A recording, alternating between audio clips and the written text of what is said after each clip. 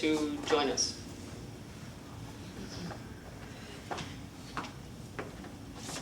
Thank you. So good morning, everyone. Welcome to those that are attending for the very first time. It is wonderful to meet you. And welcome to our friends that are here week after week. It's really great to see all of you today. Not sure about the great presentation today, but we'll try our best. And we apologize. We had our good friend who was going to be coming today, and she wasn't able to make it. So we are kind of repeating a lesson that we had done previously. And so we offer our apologies for those that have already seen this presentation. Perhaps it's just a good time to recap on the topic at hand. So I received 2 calls this week in saying, what is this topic about? Renunciation. Or we can say a renouncement. We are talking about this book. This is the book that we're going to be talking about today. But we're also going to be talking about some of the teachings found within the gospel of Christ to allow us to have a moment of reflection on this beautiful morning, as Susanna so beautifully said in the prayer.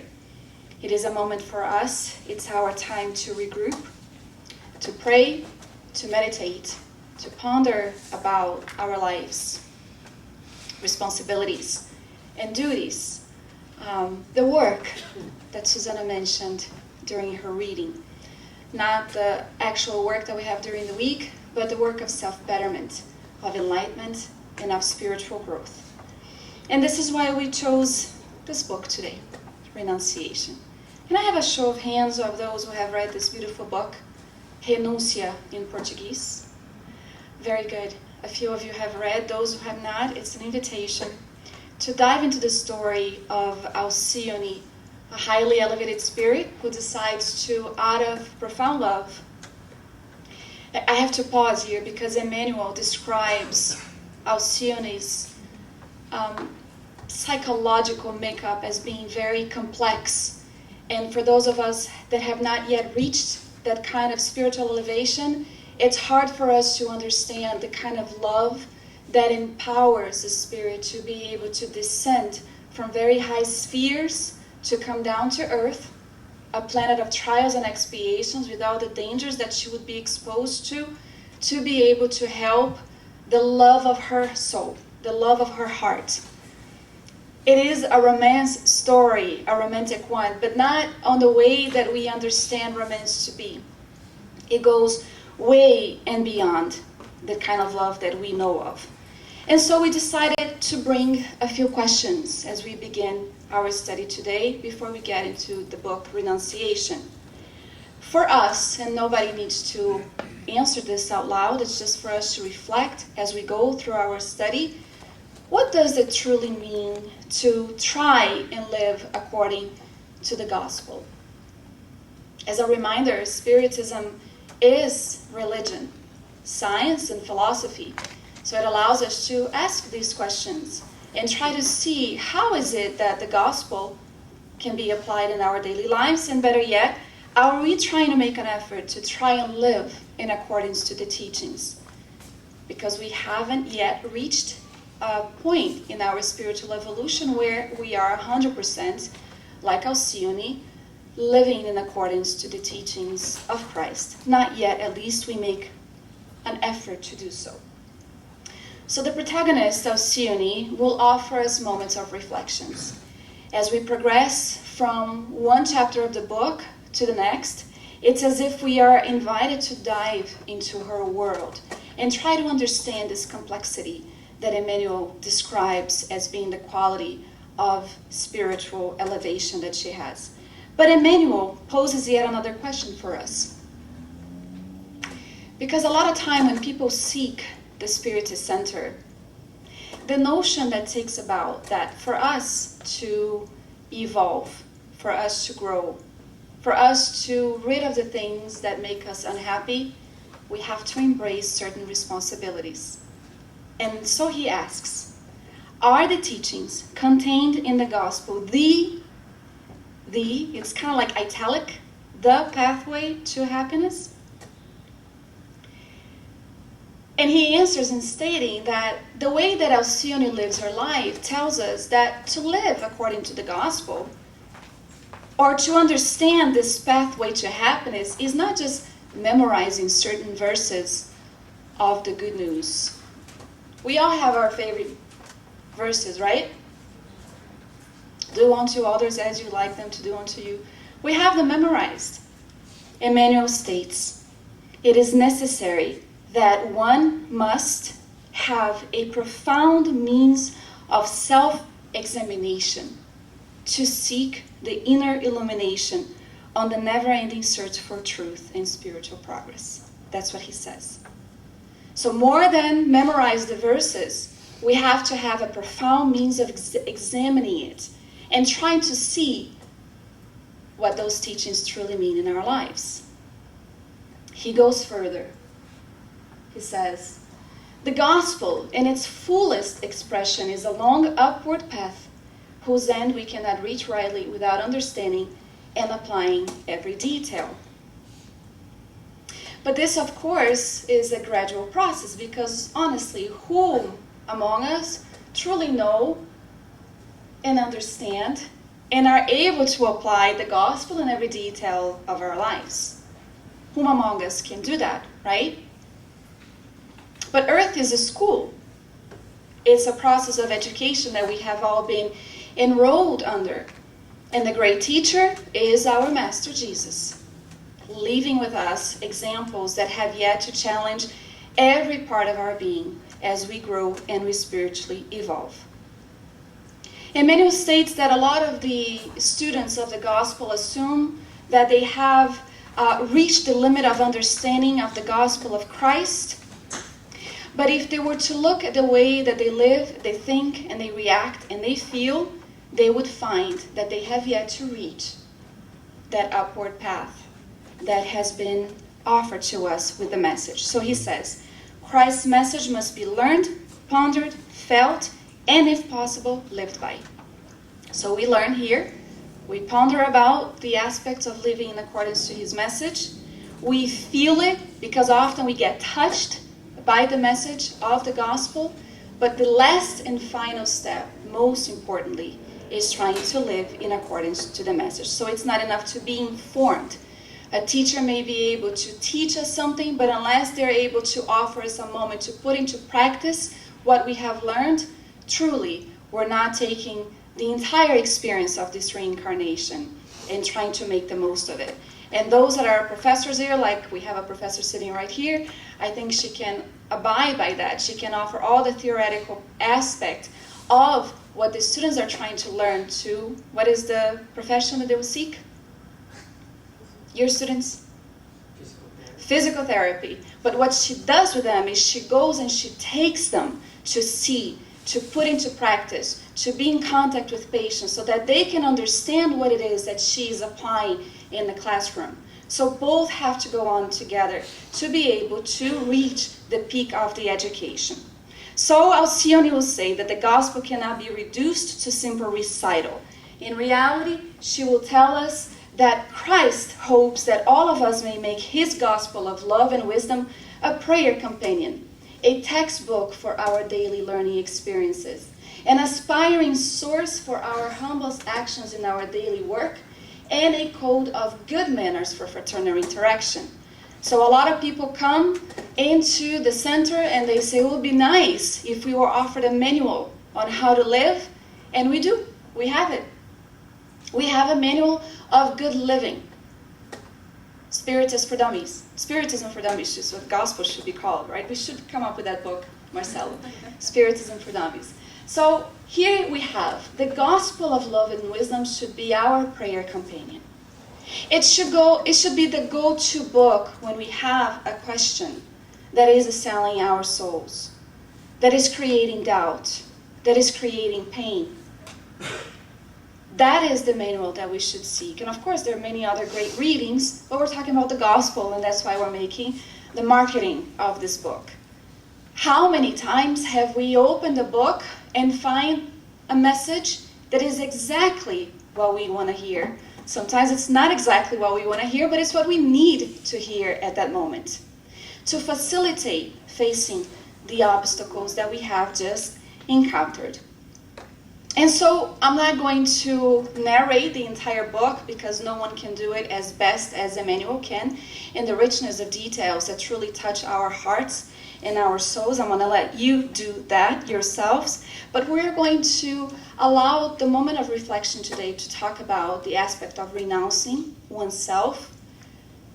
Because in reality, that is one of the pathways that we take to work on two very hard aspects that we still have difficulty in letting go or transforming within ourselves, which is pride and selfishness. Truly, this is what the book is a lesson about. So she comes,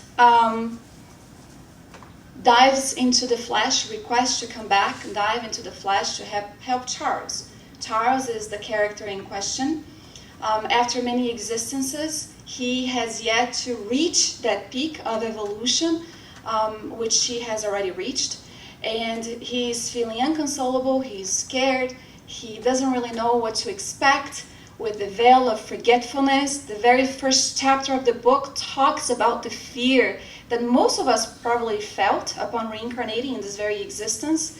She hears his call of pain, of sadness, of doubts, of fears, and she decides to request to reincarnate with him, which she does out of profound love.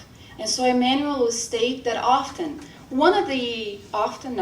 time, when somebody is able to renounce of something for the benefit of someone else, in her case, the glories of a higher spiritual realm, there is a force that drives the being to do that.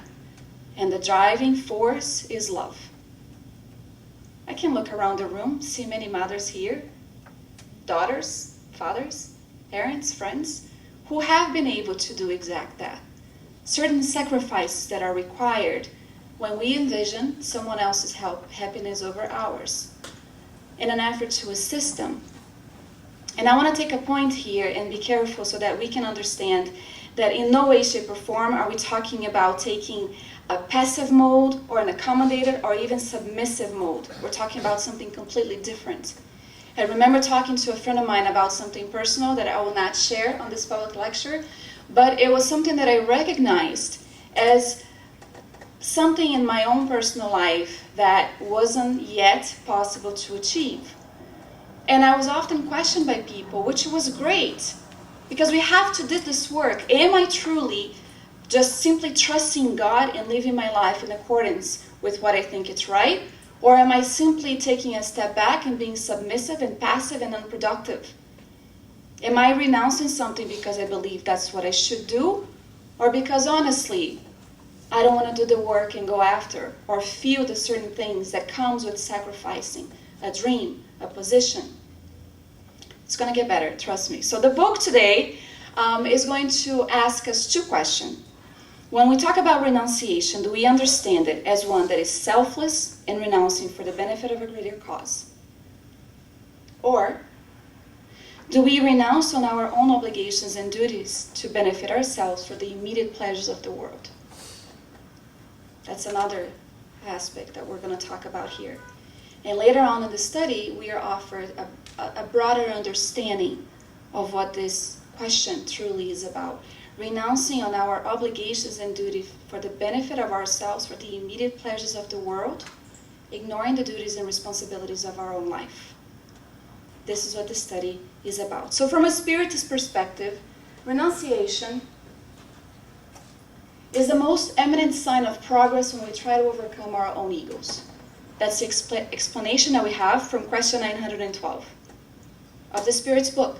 The most eminent sign of progress when we try to overcome our own egos. Of course, we bring the explanation found in the modern dictionaries, an act or instance of relinquishing or sacrificing something as a right, title, person, or ambition. For the king's renunciation of the throne is an example that is used in modern dictionary. In our current world, do we have moments where we find people renouncing for the greater cause? I was especially emotional when I saw this. Renouncing of the gold medal. It's interesting because in Spiritism, when we renounce of something, there is a posture that Alcione took, which is the trust and a reward, if we want to call it, found in a future life. They probably don't have that aspect when they were running, but a simple feeling of compassion and understanding that someone else was hurt, and it was more important to encourage them to go on than to win a gold medal. And yet, they won the rarest medal of all sorts, which is the medal for good sportsmanship. The Coubertin, I think is what the medal was called. Only 17 of those medals have been given so far. And this is the kind, I researched that, I think surely it's only 17 since it was established. It's a beautiful, beautiful example that we have. And why is it that moments like that touch us to the very core? Because it's what's inside of us. It's what's inside of us. The story we're going to talk about right now is a story that goes far back. And it's based on this painting right here. Have you guys seen this painting? It's a classic called The Praying Hands. And the story behind this painting is very beautiful. Once again, I apologize for those who have heard it, but it's the story of two brothers who had a common dream of becoming an artist. It was in the 15th century in a tiny village in Nuremberg where there was a family of 18 children. 18. And the father supported those 18 kids by working as a goldsmith, and he worked over 18 hours a day to be able to support his family. Albert Durer's children, that was the name of the household, the father, Albert Durer, they wanted to be artists, but they knew that the very lack of money for the family, even being able to provide simple meal for the day, was never going to be able to allow their dream to come true. So the two boys had a dream that one of them they would both toss a coin, and whomever won, one of them would get to go to the Academy of Arts, while the other stayed behind and worked in the mines, supporting them during those 4 years. And then once the other received their artist diploma, their education, they would switch role. The other would stay behind, either work by selling their own paintings and sketches and canvas, or even in the mines if necessary, so that the other brother could afford to go and proceed with achieving his own win and dream. Albert Durer, this one right here, won the toss and off he went. And for 4 years, he dedicated himself while his brother stayed behind working in the mines.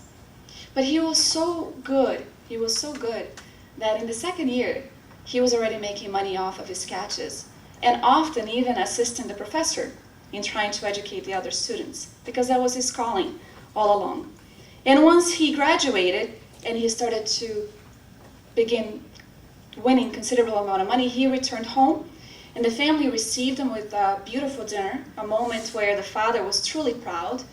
And after giving him the welcomes and the honors and so on, he rose and he said, "I would like to raise my glass to my brother, who was able to allow me to go and pursue my dreams." And he proceeds to tell the entire family the story that allowed him to get there. And he was so touched by his own brother's sacrifice that he said, "Brother, it is now your turn to go and reach your dreams." But the brother was silent the entire night, and he starts going, "No, no," and a tear falls down from his eyes. He raises his hand and he says, shaking, he says, "My brother, I can't go anymore. My hands, do you see them? My fingers have been crushed at least 4 times and working in the mines. I can't even hold my glass to toast and give you a warm welcome, much less hold a pencil or a chisel to do the creations that I have so dreamed of doing." He gets up from the table, crying, and leaves the room, and everybody is silent. So Albert Durer at that moment realized the sacrifice, because his brother could have given up any time. He could have said, no, this is way too hard, but he didn't. For 4 years, he stayed in the gold mine, providing for his brother's education. When Albert went after his brother, and he opened the door to the room that they shared, he saw something beautiful. His brother was on his knees. The moonlight was coming through the windows. His hands in a motion of prayer, asking God to bless his brother so that the work of art that he worked so hard for would touch the hearts of other souls. He was so touched because his brother went further. He wasn't bitter. He wasn't angry. He recognized the talent of his brother. And so in order to honor his brother, he created the painting right here called The Praying Hands.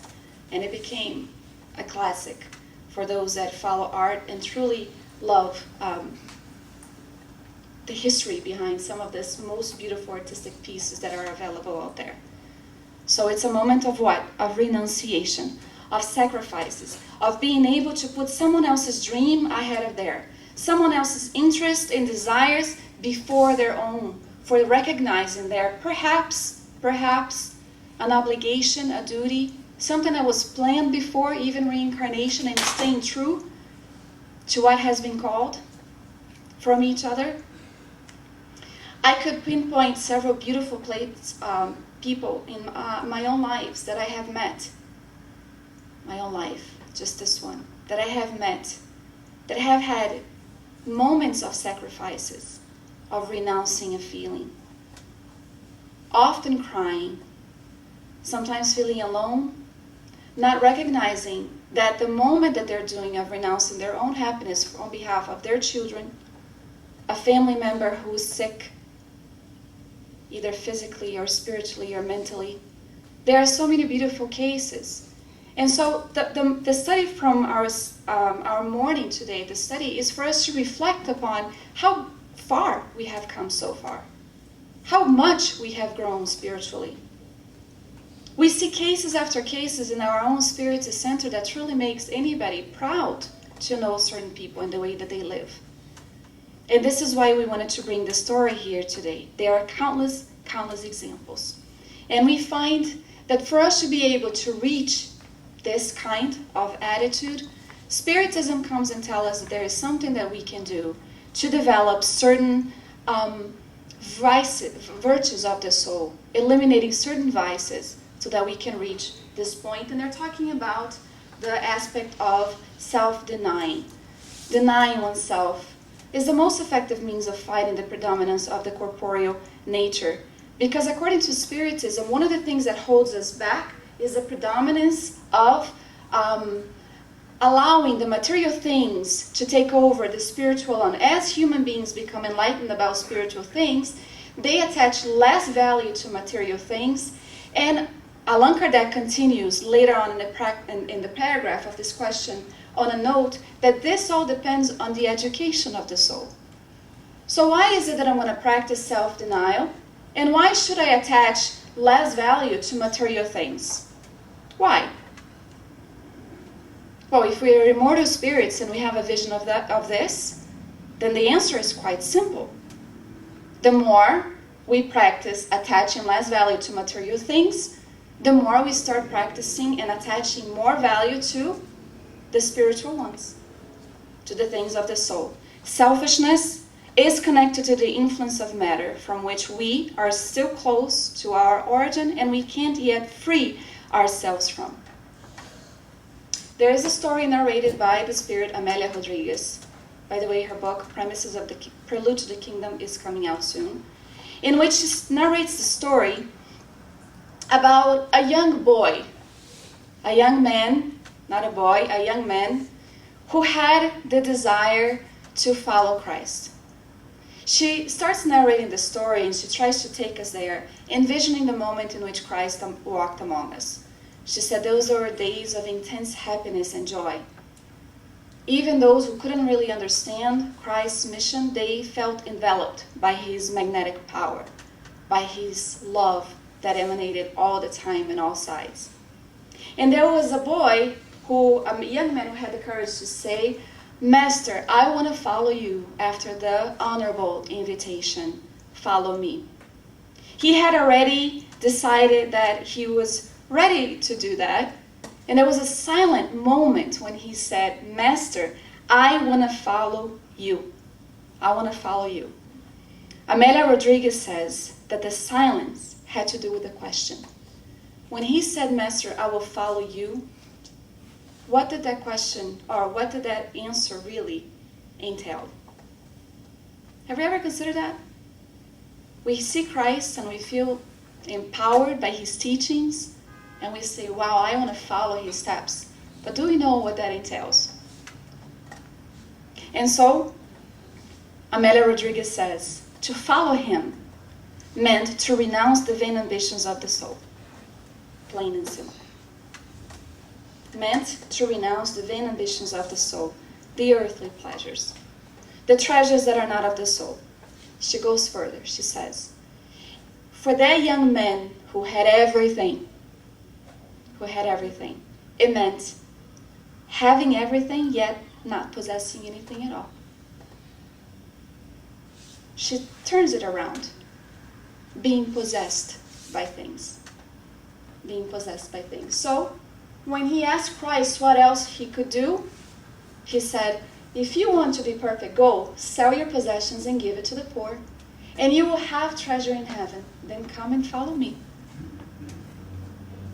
What happened to the young boy, the young man? When the young man heard this, he went away sad because he had great wealth. It's really beautiful because she says that he wasn't willing to lose everything in the verticality of love, of trying to understand what Christ meant by that. No one here is supposed to go home today and give everything, their homes, their belongings, in order to follow Christ. That was not the proposition. She further explains. She says, to follow him as a great psychologist, the proposition was a decisive test meant to uncover what was at the core of his thinking. So we want to follow Christ, but are we willing to make certain sacrifices? That talks directly to certain things of our souls, certain vices of our souls. Because the young man wasn't ready yet. He wasn't ready. From the world's point of view, she says, he was a perfectly honest man. He did everything in accordance to the rule, but he didn't practice true charity, which was really one of the conditions that Christ requested of those who wanted to follow him.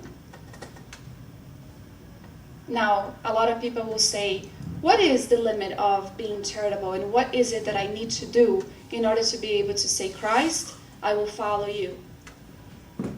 Because a lot of people will place a lot of value to the material things that they have in thinking that they need to get rid of that and be poor, confusing humility with being poor. That's exactly not what he was talking about. He wanted to demonstrate that without charity, which we studied here this week, there was really no salvation. John, do you remember our study this week on Wednesday? What was the aspect of without charity, there was no salvation? If you don't learn to give freely, you'll never be free, really. I really love his comments. It's really everyone's comments here, but John was participating in our class this week about letting go of those things and just being able to give, but give much more, giving of oneself, giving of their actions, their times. It wasn't just a physical thing. It wasn't just a material thing. There was another man who was considered to be a controversial Christian who raised a lot of questions himself. Truly powerful, highly intelligent, intellectual, was at the top of his time as a man of society, and decides to study about Christ and find out what is it about this man that resonates so deeply with people. And not just that, he was so touched by what he found in studying the history of Christ that he decided to follow Christ as well. And I wanted to bring this here because a lot of times we feel that the people that don't really consider themselves Christian aren't able to do something amazing, but he leaves us at the end of the video with an amazing message. After extensive study,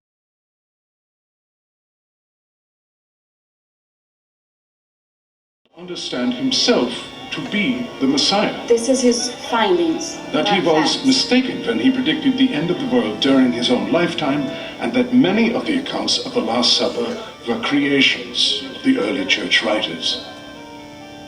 His point The of view, divinity guys. of Jesus, the nature of the resurrection, the nature of the crucifixion, and the value of the crucifixion. All of these were brought up by Schweitzer for question, and many people were upset. But I understood you. You were drawn to the Jesus who fed the hungry and healed the sick. It struck me as inconceivable that I should be able to lead such a happy life, while so many people around me struggled with sorrow and suffering. I want to free myself from this bourgeois life that would kill all the humanity in me. I am suffocating. I must free myself.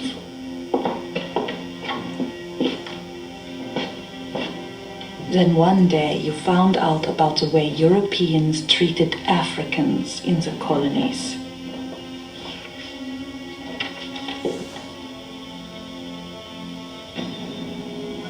If only half of the cruelties reported were actually committed there, no responsible person could remain a calm observer.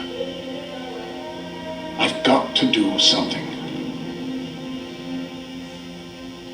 It was then I knew our paths would unite. But there was one obstacle in the way, the Paris Mission Society. The Paris Missionary Society controlled who went to Africa and to other mission fields and who did not. They had read what you had written about the historical Jesus, and they did not like it one bit. Dr. Schweitzer, do you even consider yourself Christian? If you mean, do I believe all the dogma and doctrines of the church, the answer is no. But am I trying to live my life according to Jesus, to help those most in need? The answer is certainly yes. While we admire your willingness to serve, we have read your theology, and quite frankly, we find it disturbing. You must understand, the work of this society is to heal not only the body of the African, but the soul as well. Placing you in their midst could jeopardize years of work. I have a doctorate in philosophy, a teaching degree in theology. I am a pastor and musician. I have studied and written extensively on Bach. But I must tell you, all these things I have experienced have failed to quench my thirst. And that is why I returned to study medicine, so as a doctor I can be a comfort to those who suffer. For I have come to believe the sole truth and happiness consists in serving God wherever he needs us, and I believe where I am needed most is Africa.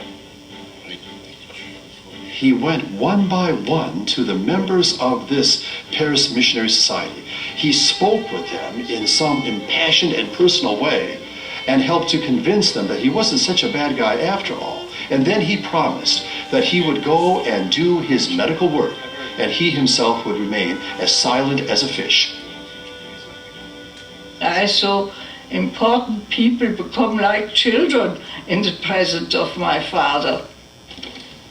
Oh, you could be very persuasive. Dr. Schweitzer, after deliberation, we have decided, reluctantly, that we will allow you to go to Africa, on one condition, that you promise only to practice medicine. You are not to preach or teach your radical notions to the Africans in any way. I agree. After that meeting, you wrote me, But what will be my fate?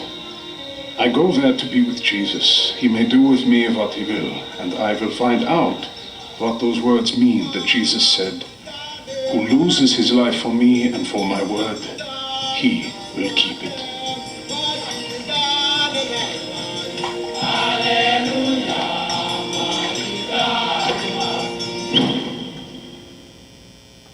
Possessing everything, yet owning nothing at all.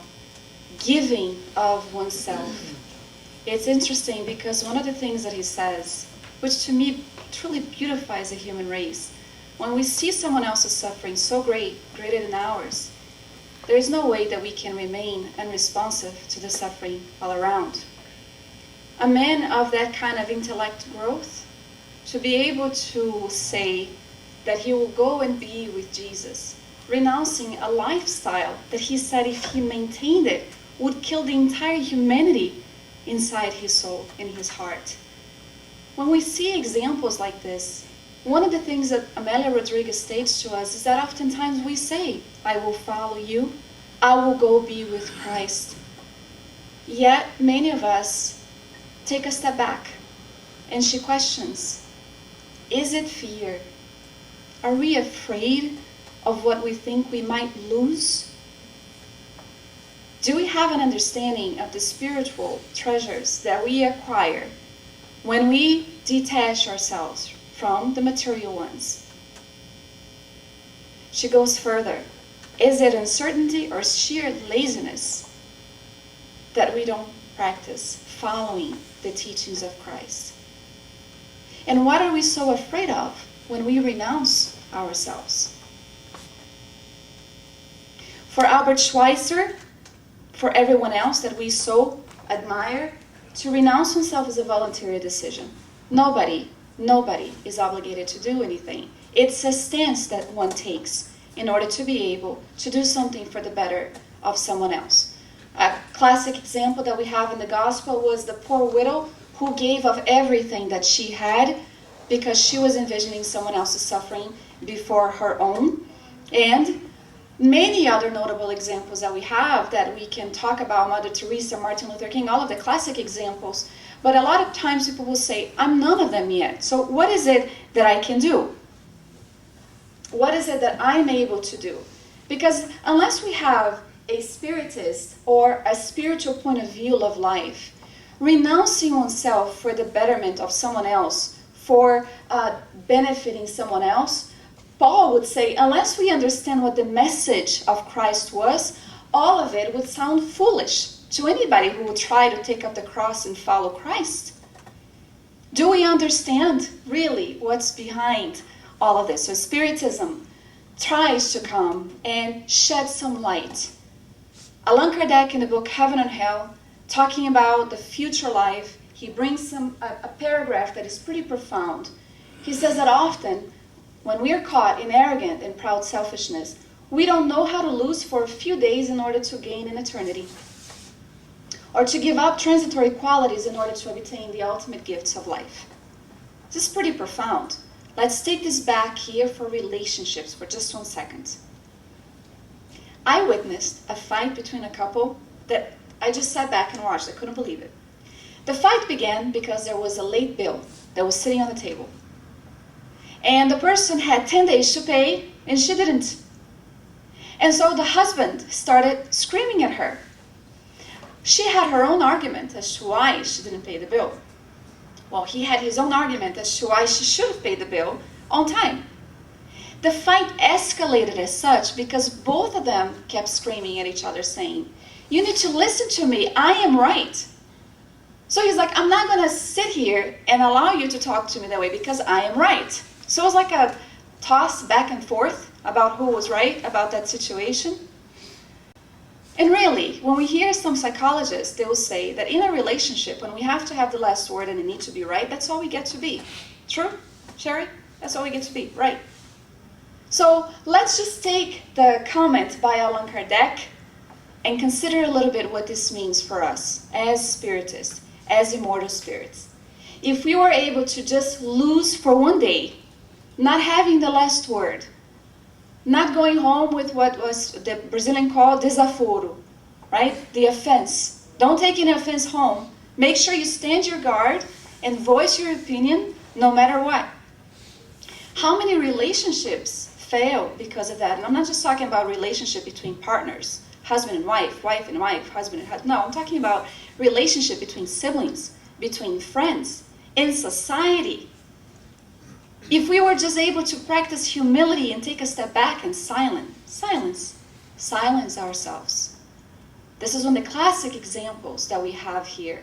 If we envision how often we are placed with the beings that we need to be for one reason or another, and again, we're not talking about being submissive or weak. We're talking about consciously making a decision to step back in silence, so that we don't damage a relationship further, so that we don't create more issues than already needed, or to give up on transitory qualities in order to obtain the ultimate gifts of life. For this, we have to have a vision of a future life, because if not, according to Paul, it would all seem foolish to try to live in accordance to the examples of Christ. For us to be able to have this understanding, Spiritism comes and tells us that all of us, when we reincarnate, we have something that is ours and ours alone. We have certain responsibilities and duties that we need to live by. The work that Susanna mentioned earlier today, not the duties that we have in our college education or in our own work that gives us the salary. We're talking about the different kind of works. He will say that, the spirits will say that duties are, in reality, one of those things that we need to start understanding precisely at what point we threaten our neighbor's happiness or peace of mind. That's what duty is. And it ends at the limit that we would not want to see surpassed regarding ourselves. When we apply the teaching from Allan Kardec in trying to lose for a few days in order to gain eternity, we're talking about applying duty, applying the responsibilities, a stance, a Christian stance, if you will, in the way that we relate with one another. But on the other hand, when we're talking about renunciation, when we're talking about giving up the glories of earth to be able to inherit the glories of heaven, one of the things that we need to do is start concentrating our energy in this aspect of what future life truly means. Here he goes. When we overwhelmingly concentrate all our thoughts and desires on our present life, and there is no real reason for us to worry about a future one, the exclusive preoccupation with the present leads us to think more of ourselves than anything else. To me, that is a definition of highly selfish position. So, we take this paragraph and we start considering, what is it that we have as a concerns, worries, situations in our own lives that cause about for us to think about? What is it that we are concentrating on as far as this existence is concerned? There are many aspects that we can take a look at this, but one of the things that Alcione in the book comes back to tell us is that when we apply our energies, our worries, our concerns on the benefit of a greater cause, or even a small one at home, we gain much more than we are able to understand if we actually only take the look about this exclusive preoccupation with the present life that doesn't offer us a view of what we may acquire ahead of time. And a lot of people will say, so you're telling me that I need to be good because I want to get something in the future? That's not what we're talking about. Our preoccupation here is what? Why are we on a beautiful Sunday morning with sun listening to me talking? Our preoccupation and worry right now is acquiring illumination, not because of what I'm saying, but because of what is contained in these books. What Spiritism has to offer as a tool for enlightenment and growth. So our preoccupation, we should concentrate our preoccupation on growing spiritually, on seeking what is it that life is offering around us, that we should be able to take a look at it, put someone else's feelings ahead of mine just for once, renouncing the idea. Perhaps we have so many examples of people that are earthly unhappy because they seek and seek and seek something in their lives that is not offering them any kind of joy whatsoever. So renouncing on the earthly ambitions to take a look at what spiritual aspects they can grow on, they can acquire for themselves. Alcione will say the following: as far as our responsibilities and duties are concerned, are we turning our backs on our obligations without considering the question of personal gain? Sometimes we hear the call of our inferior nature louder and abandon the divine endeavor. So what is it that she's talking about? The question of personal gain. Once again, putting our feelings and our needs before anyone else without considering the aspect of the kind of consequences that we will face. And though, so she goes further, if we concentrate our forces on what we want, we forget about the commitment we have made. And often these commitments that we have made were done prior to reincarnation. It is often what the spirit upon discarnating weeps about upon arriving in the spirit realm. There is no judgment day. It's the spirit's own conscience reminding him of what he had committed to doing while incarnated, and felt so miserably because he kept hearing the call of the inferior nature, my needs first. This is why Karen Armstrong talks about dethroning ourselves from the center of the world and placing someone else's there, because often we will find suffering greater enough than our own if we should just step back and take a look at where the other is coming from. Leon Denis reminds us that in order for us to be able to achieve this poise here, this stance, that we need to start listening to the driving force that is inside of us. He says, there is inside of us an aspiration. There is a mysterious force that leads us to new heights towards the light, to compel us to the grandeur of love and more elevated destiny, and that impels us towards the good and beautiful all around us. He continues, wherever we may be, or whomever we may be, let us seek to develop the qualities, the Christian qualities within us. Observe your good side and remember that you can increase it infinitely. Observe your good side, the good things that are already inside our hearts, to increase it. And as we increase it more and more, silence that call of inferior nature that is still resides in us and answer to the greater cause. If we are in doubt, we need to remember this face.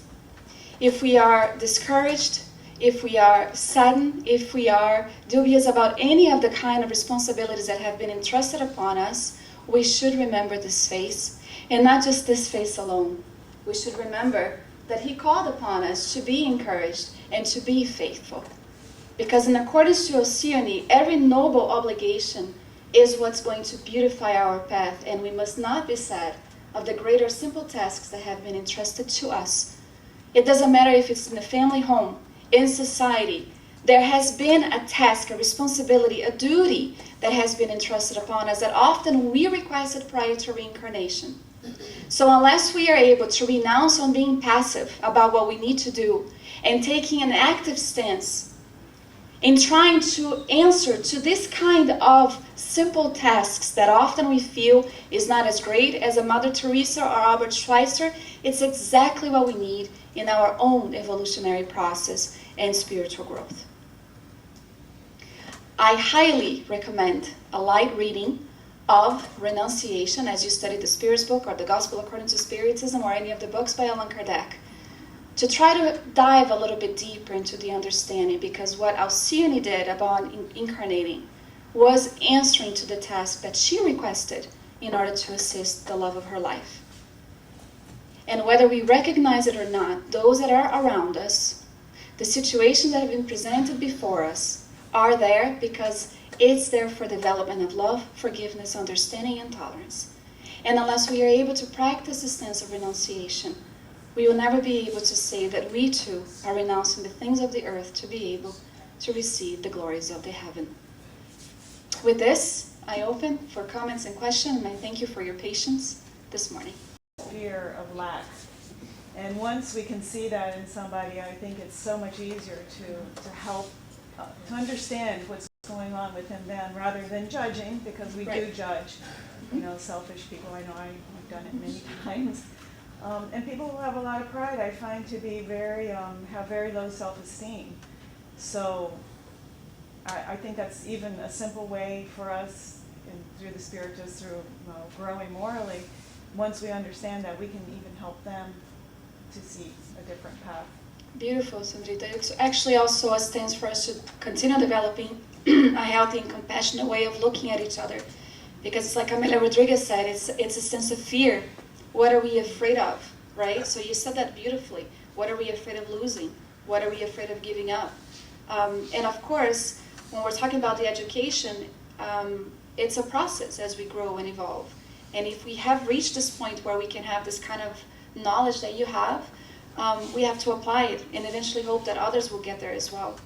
This is why the message of the gospel is so important, because unless we are able to develop this compassionate look, we are not able to look at each other and be able to even want to assist them. We will just turn our backs on them. So. Marcelo.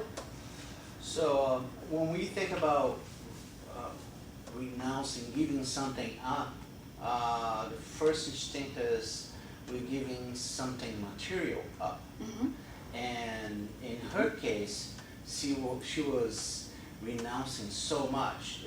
I just want to make sure, is this, in the beginning of the book, she goes have a moment with her mentor, and her mentor asks, are you sure you want to go there? Are you sure you want to go there? Mm-hmm. Can you talk a little bit why he was saying that? Yeah, because even though she had already achieved such a high spiritual ascendancy, there would be dangers on earth that she could be tempted to fall back on. One of the things that she had there was a great love for Charles. There's a beautiful moment that she says that in heaven, he is her great love, but on earth, she needed to assist him accomplish what he was there to do, which in his case was priesthood. Let's imagine this for a second. Here we, Susanna and Sherry reincarnate in the future existence. Let's imagine the two of them here. Sherry is highly elevated soul. She's Alcyone. Of course. They are going to recognize each other on earth again. But Sherry comes back to assist Susanna in her new existence as a priest. Okay? All of those feelings, all of those things. I mean, Susanna is tempting Sherry to give up on her ideals of being truthful to her mandate. But Sherry stands her ground in that new incarnation, saying, no, I came here to support you so that you can grow. There were other things as well. I mean, Marcelo was reading that book yesterday that he questioned because there was a spirit who was called to assist on an obsessive case. And as they narrated the story from the woman on earth who was being obsessed, the elevated spirit's eyes filled with tears. And Andreia Lewis comments that inside her heart there was still a lot of hurt. And Marcelo said, how can an elevated spirit still have hurt in their heart? Well, the spirit is an universe in itself. And the aspect of hurt and pain, little by little, starts diminishing. It didn't take away the moral qualities that highly elevated spirit had.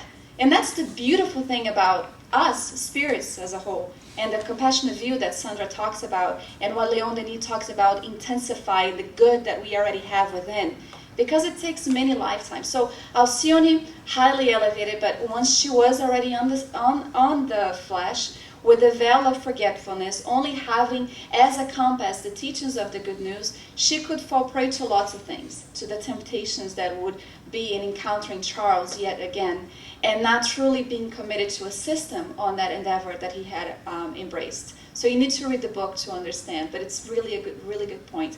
And she succeeded. And the end of the book, it's like one of those like gladiator moments where you're crying so much you don't even know how to look at the TV. You got to read this book. It's really beautiful and touching, the end of the book as well. Go ahead, Elaine. It's going to be the last comment. Okay. I just want to say, I have read that book. It is phenomenal. You will be crying. And you can see why only a very evolved spirit could have gone through what she did. Yeah. Only a very evolved spirit. Thank you, Elaine. Let's call the kids for the moment of passes. Any other questions we can address at the end of our meeting?